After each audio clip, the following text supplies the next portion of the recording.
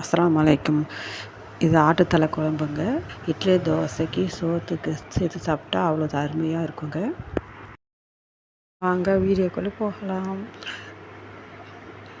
ஆட்டோட தலை சுத்தம் பண்ணி எடுத்து வச்சுருக்கேன். அதை போய் கட் பண்ணி எடுத்துகிட்டு வந்துடலாம். ஆட்டு தலைக்கறியை எலும்பு தனியாக, சதை தனியாக எடுத்துடலாம். ஒரு பாத்திரத்தில் தலைக்கறியை சேர்த்துடலாம். தண்ணி ஊற்றி தண்ணி கொதி வர வரைக்கும் இருக்கட்டும். ஒரு கொதி வந்தால் போதும். அடுப்பு ஆஃப் பண்ணிவிட்டு இறக்கி வச்சிடலாம்.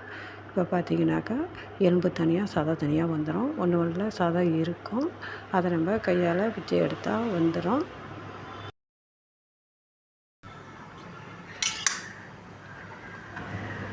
பண்ண சதையெல்லாம் நான் எடுத்துட்டேன். தண்ணி வேணும்னா நீங்கள் குழம்புல சேர்த்துக்கலாம்.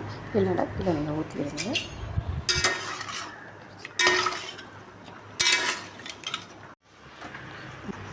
குக்கரில் எண்ணெய் சேர்த்துருக்கேன். பட்டை, கிராம்பு, பிரியாணி இலை சேர்த்து பொரிஞ்சதும் வெங்காயம், தக்காளி, பச்சை மிளகாய் சேர்த்து வதக்கிக்கிறேன்.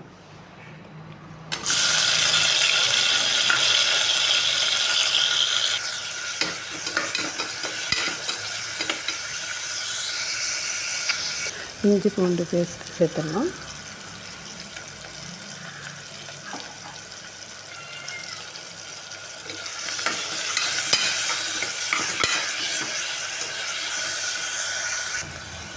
புதினா மல்லி கொஞ்சம்,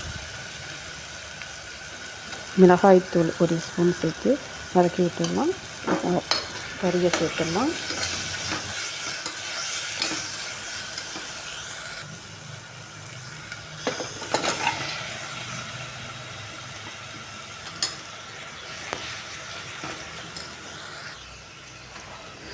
உப்பு சேர்த்துடலாம்.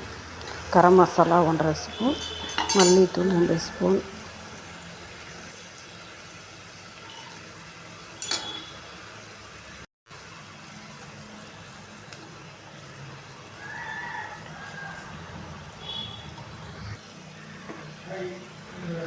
தண்ணி சேர்த்துடலாம்.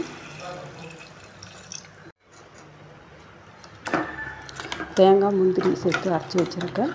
அது 1 ஸ்பூன் சேர்த்து கிண்டி விட்டு மூடி வச்சிடலாம். ஒரு 6-7 விசில் வர வரைக்கும் இருக்கட்டும்.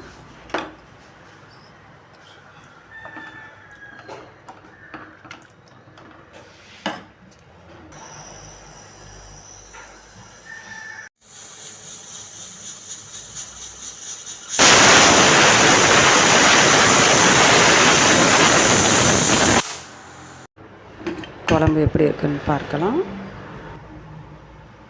கறி வெந்திருக்கான்னு பார்க்கலாம். குழம்பு நல்லா திக்னஸ்ஸாக நல்லா சூப்பராகவே வந்திருக்கு. கடைசியாக புதினா மல்லி தூவிடலாம்.